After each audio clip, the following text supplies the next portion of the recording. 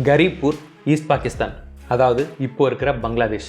22 November 1971 அன்னைக்கு மத்தியானம் கரீப்பூர் கிராமத்தை சேர்ந்த மக்கள் எல்லாரும் அவங்களுடைய அன்றாட வேலைகளை பார்த்துக்கிட்டு இருந்தாங்க. கிட்டத்தட்ட மத்தியானம் 3 மணிக்கு திடீர்னு வானத்தில் ஒரு பெரிய வெடி சத்தத்தை கேட்குறாங்க இந்த ஊர் மக்கள். அந்த பெரிய வெடி சத்தத்தை கேட்டதுக்கப்புறமா பயத்தோட அந்த சத்தம் அந்த திசையை நோக்கி பார்க்குறாங்க கரீப்பூர் மக்கள். அந்த திசையில் வானத்தில் ஒரு போர் விமானம் வெடித்து சிதறி கீழே விழுறதை பார்க்குறாங்க. இன்னும் கொஞ்சம் தூரத்தில் சேதமடைஞ்ச நிலமையில் இன்னும் 2 போர் விமானங்கள் வேகமாக போகிறதையும், சேதமடைஞ்ச அந்த 2 போர் விமானங்களையும் துரத்திக்கிட்டு இன்னும் சில விமானங்கள் போகிறதையும் பார்க்குறாங்க இந்த ஊர் மக்கள். சில மாதங்களாக பாகிஸ்தான் இராணுவத்தோட அடக்குமுறையால் பாதிக்கப்பட்டு சந்தோஷம், சிரிப்பு எல்லாத்தையும் மறந்திருந்த இந்த மக்கள் சுட்டு வீழ்த்தப்பட்ட அந்த போர் விமானத்தை பார்த்ததும் சந்தோஷமாக சிரித்து கொண்டாட ஆரம்பிக்கிறாங்க. ஈஸ்ட் பாகிஸ்தான் மக்களுடைய இந்த கொண்டாட்டத்துக்கு காரணம், சுட்டு வீழ்த்தப்பட்ட அந்த போர் விமானம் பாகிஸ்தான் ஏர்ஃபோர்ஸோடது. அந்த விமானத்தை சுட்டு வீழ்த்தினது இந்தியன் ஏர்ஃபோர்ஸோடைய விமானம். பாகிஸ்தான் இராணுவத்தோட அடக்குமுறையால் பாதிக்கப்பட்டு யாராவது நம்மளை காப்பாற்ற மாட்டாங்களான்னு காத்துக்கிட்டு இருந்த ஈஸ்ட் பாகிஸ்தான் மக்களுக்கு கவலைப்படாதீங்க, நாங்கள் இருக்கோம் அப்படின்னு இந்தியா சொல்லாமல் சொன்ன இந்த சம்பவம் நடந்தது பேட்டில் ஆஃப் போய்ராவில். ஏர் பேட்டிலான பேட்டில் ஆஃப் போய்ரா நடக்கிறதுக்கு காரணம் இன்னொரு பேட்டில். அந்த பேட்டிலோட பேர் battle of Garibpur. India Pakistan war 1971 start ஆகிறதுக்கு முன்னாடியே 2 நாட்டுடைய இராணுவங்களும் விமானப்படைகளும் ஆக்ரோஷமாக மோதிக்கிட்ட இந்த 2 பேட்டில்ஸை பற்றியும் தான் நம்ம இந்த வீடியோவில் பார்க்க போகிறோம். நவம்பர் 1971 இந்தியாவுக்கும் பாகிஸ்தானுக்கும் நடுவில் போர் ஏற்படுறதை இனிமேல் தவிர்க்கவே முடியாதுங்கிற சூழ்நிலை இருந்துச்சு. போர் எப்போ வேணாலும் ஏற்படலாங்கிற நிலமையில் போருக்கான முன்னெச்சரிக்கை நடவடிக்கைகளை எடுக்க ஆரம்பித்தாங்க இந்தியா.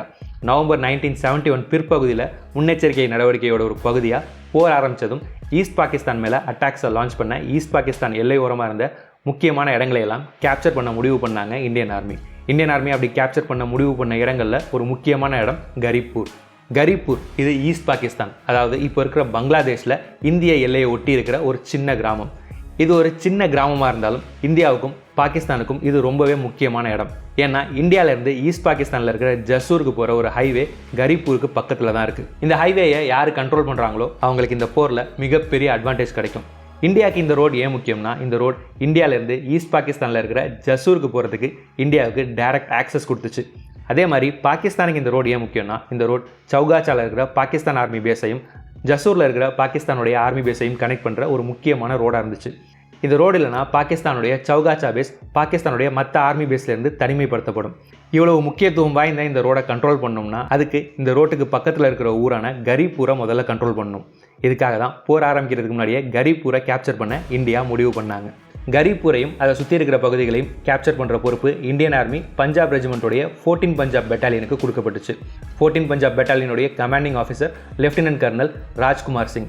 பல வருஷ ஆர்மி எக்ஸ்பீரியன்ஸ் உள்ள லெஃப்டினன்ட் கர்னல் ராஜ்குமார் சிங் கரீப்பூரை கேப்சர் பண்ண ஒரு சர்ப்ரைஸ் அட்டாக்கை லான்ச் பண்ண முடிவு பண்ணுறாரு. இந்த அட்டாக்கை லான்ச் பண்ணுறதுக்கு முன்னாடி கரீப்பூர் போகிறதுக்கான ஈஸியான ரூட்டை கண்டுபிடிக்கவும், கரீப்பூரில் இருக்கிற கள நிலவரங்களை தெரிஞ்சுக்கவும் 19 நவம்பர் 1971 அன்னைக்கு 14 பஞ்சாபுடைய ஒரு டீம் பேட்ரோல் போகிறாங்க.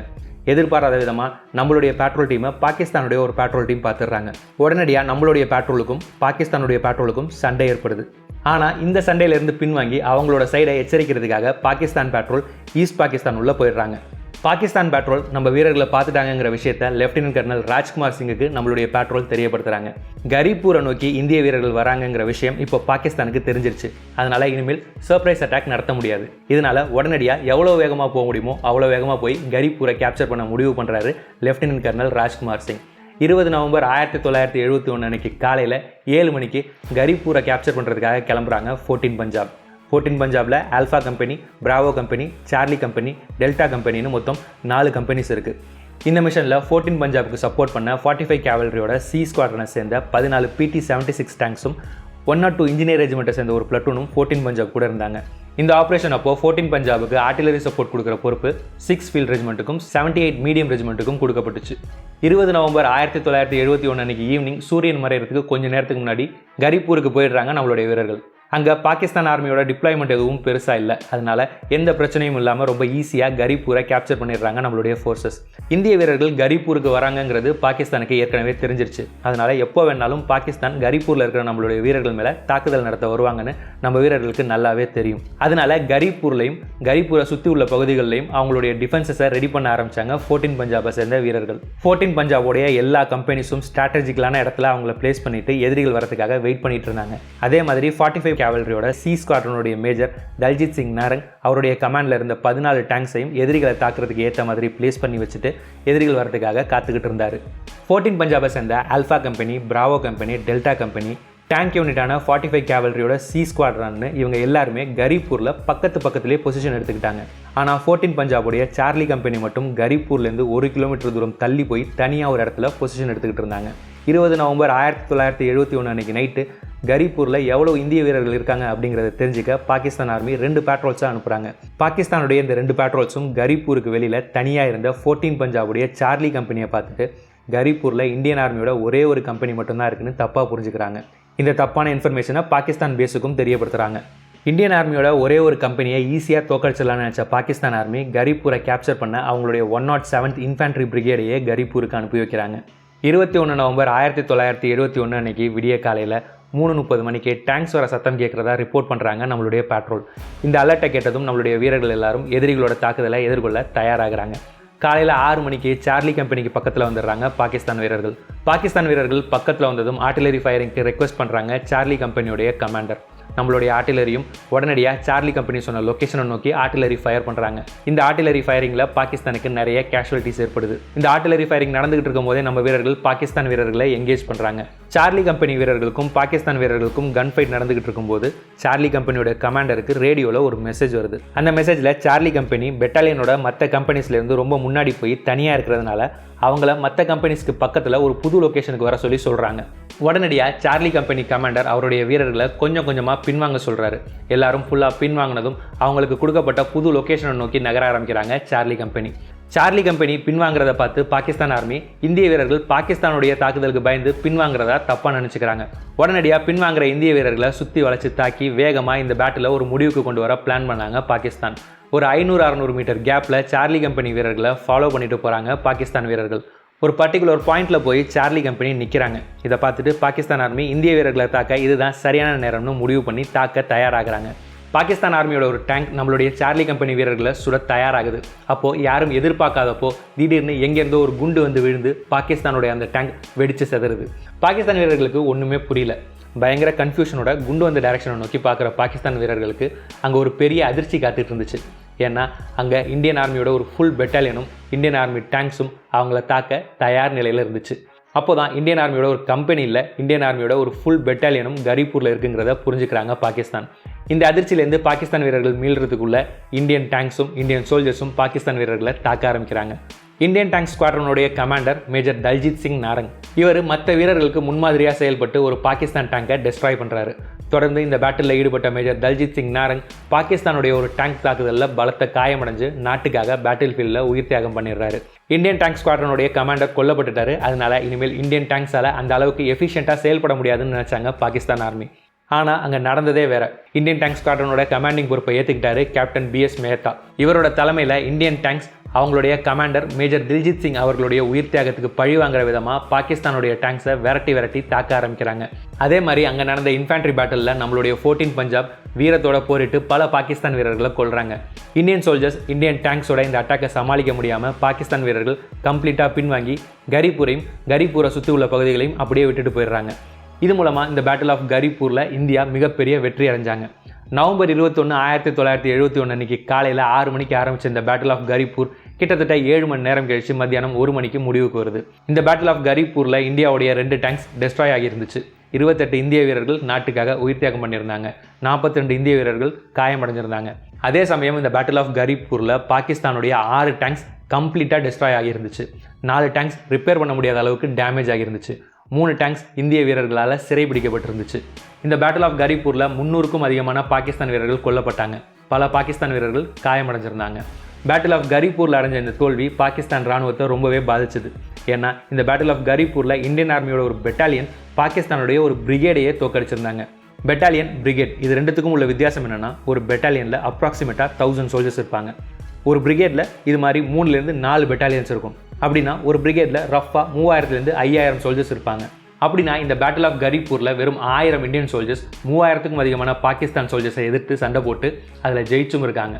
இந்த பேட்டில் ஆஃப் கரீப்பூரில் அடைஞ்ச தோல்விக்கு இந்தியாவை எப்படியாவது பழிவாங்க முடிவு பண்ணாங்க பாகிஸ்தான் ஆர்மி. பேட்டில் ஆஃப் கரீப்பூரில் அடைஞ்ச தோல்விக்கு பழிவாங்கவும் கரீப்பூரை ரீகேப்சர் பண்ணவும் கரிப்பூரில் இருக்கிற இந்தியன் ஃபோர்ஸஸ் மேலே ஏர் ஸ்ட்ரைக்ஸ் பண்ண சொல்லி பாகிஸ்தான் ஏர்ஃபோர்ஸ் கிட்ட ரெக்வஸ்ட் பண்ணுறாங்க பாகிஸ்தான் ஆர்மி. உடனடியாக பாகிஸ்தான் ஏர்ஃபோர்ஸோடைய நம்பர் 14 ஸ்குவாட்ரனை சேர்ந்த சேபர் போர் விமானங்கள் கரிப்பூருக்கு அனுப்பி வைக்கிறாங்க பாகிஸ்தான் ஏர்ஃபோர்ஸ். கரிப்பூருக்கு வர பாகிஸ்தான் ஏர்ஃபோர்ஸோடைய சேபர்ஸ் ராக்கெட்களை வீசியும் மிஷின் கன்னை ஃபயர் பண்ணியும் கரிப்பூரில் இருந்து நம்ம ஃபோர்ஸஸ் மேலே வான்வழி தாக்குதல் நடத்துகிறாங்க. இந்த வான்வழி தாக்குதல் ஆரம்பித்ததும் இந்தியன் ஏர்ஃபோர்ஸ் கிட்ட ஏர் சப்போர்ட் கேட்குறாங்க இந்தியன் ஆர்மி. பாகிஸ்தான் கண்டிப்பாக இந்தியா மேலே வான்வழி தாக்குதல் நடத்துவாங்கன்னு இந்தியன் ஏர்ஃபோர்ஸ் ஏற்கனவே கணிச்சு வச்சுருந்தாங்க. அப்படி ஒருவேளை பாகிஸ்தான் ஏர் அட்டாக் நடத்தினா அவங்களுக்கு பதிலடி கொடுக்க இந்தியன் ஏர்ஃபோர்ஸோடைய நம்பர் 22 ஸ்குவாட்ரனை சேர்ந்த சில ஜீனாட் விமானங்களை டம்டம் ஏர்ஃபீல்டில் தயார் நிலையில் வச்சுருந்தாங்க இந்தியன் ஏர்ஃபோர்ஸ். பாகிஸ்தான் ஏர்ஃபோர்ஸோடைய தாக்குதலை பற்றி தெரிஞ்சதும் இந்தியன் ஏர்ஃபோர்ஸ் உடனடியாக கரிப்பூரை நோக்கி நம்மளுடைய ஜீனாட் விமானங்களை அனுப்பி வைக்கிறாங்க. நம்மளுடைய விமானங்கள் சில நிமிஷத்துலேயே கரிப்பூருக்கு போயிடுது.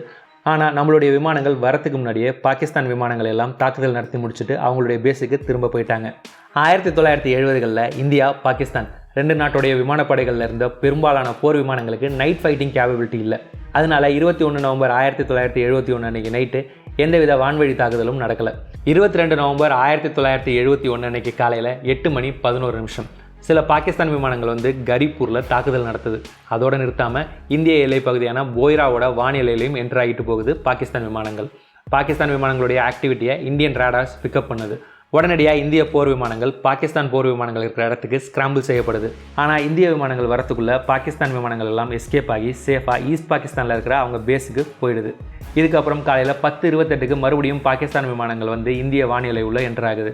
இந்திய விமானங்கள் உடனடியாக ஸ்கிராம்பிள் செய்யப்படுது. ஆனால் மறுபடியும் பாகிஸ்தான் விமானங்கள் சேஃபாக தப்பிச்சு போயிடுது. 2 தடவை பாகிஸ்தான் விமானங்கள் தப்பிச்சு போனதை நினச்சி பயங்கர கோவத்தோடையும் ஃப்ரஸ்ட்ரேஷனோடையும் இருக்கிறாங்க இந்திய விமானிகள். இந்த நிலைமையில் அன்னைக்கு மத்தியானம் 2:48 மணிக்கு 3வது தடவையாக மறுபடியும் பாகிஸ்தான் விமானங்கள் இந்திய வானிலை உள்ள நுழைய முயற்சி பண்ணுறாங்க.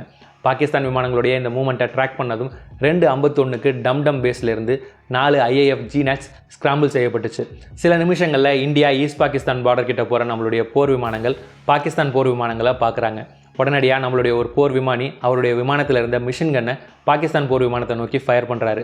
நம்ம விமானியோட இந்த துல்லியமான தாக்குதலில் பாகிஸ்தானுடைய விமானம் ஃபுல்லாக டேமேஜ் ஆகி கீழே விழ ஆரம்பிக்குது. நம்மளுடைய இன்னொரு விமானத்துக்கும் பாகிஸ்தானுடைய இன்னொரு விமானத்துக்கும் டாக் ஃபைட் நடக்குது. இந்த டாக் ஃபைட்டில் நம்ம விமானி பாகிஸ்தானுடைய விமானத்தை ரொம்ப ஈஸியாக சுட்டு வீழ்த்திடுறாரு. இந்த டாக் ஃபைட்டில் கம்ப்ளீட்டாக டேமேஜ் ஆன பாகிஸ்தானுடைய அந்த 2வது விமானமும் கீழே விழுந்து நொறுங்கிடுது. பாகிஸ்தான் விமானங்கள் சுட்டு வீழ்த்தப்பட்டதும் நம்மளுடைய விமானிகள் மர்டர் மர்டர் மர்டர் அப்படிங்கிற கோட்வேர்டை இந்தியாவுக்கு பாஸ் பண்ணுறாங்க. இந்த கோட்வேர்டுக்கு அர்த்தம் எதிரி விமானங்கள் வெற்றிகரமாக சுட்டு வீழ்த்தப்பட்டுருச்சு அப்படிங்கிறது தான். பாகிஸ்தானுடைய இந்த 2 விமானத்துக்கும் ஏற்பட்ட நிலைமையை பார்த்துட்டு பாகிஸ்தானுடைய 3வது விமானம் ஈஸ்ட் பாகிஸ்தான் எல்லை உள்ள தப்பிச்சு போகுது. நம்மளோட ஒரு விமானம் அந்த எதிரி விமானத்தை துரத்திட்டு போய் அது மேலே மிஷின் கன் ஃபயர் பண்ணுது. இந்த ஃபயரிங்கில் பாகிஸ்தானுடைய 3வது விமானமும் டேமேஜ் ஆகுது. ஆனாலும் ஈஸ்ட் பாகிஸ்தான் உள்ள ரொம்ப தூரம் போயிடுது. இதுக்கு மேலே பாகிஸ்தான் எல்லை உள்ள போக வேண்டாம்னு முடிவு பண்ணுற நம்மளுடைய விமானி டேமேஜ் ஆன அந்த 3வது பாகிஸ்தான் விமானத்தை விட்டுட்டு திரும்ப நம்ம நாட்டு பகுதிக்கே வந்துடுறாரு. நடுவானத்தில் இந்தியன் ஏர்ஃபோர்ஸுக்கும் பாகிஸ்தான் ஏர்ஃபோர்ஸுக்கும் நடுவில் நடந்த இந்த போரை இந்தியா ஈஸ்ட் பாகிஸ்தான் எல்லை கிராமத்தில் உள்ள எல்லா பொதுமக்களும் பார்த்தாங்க.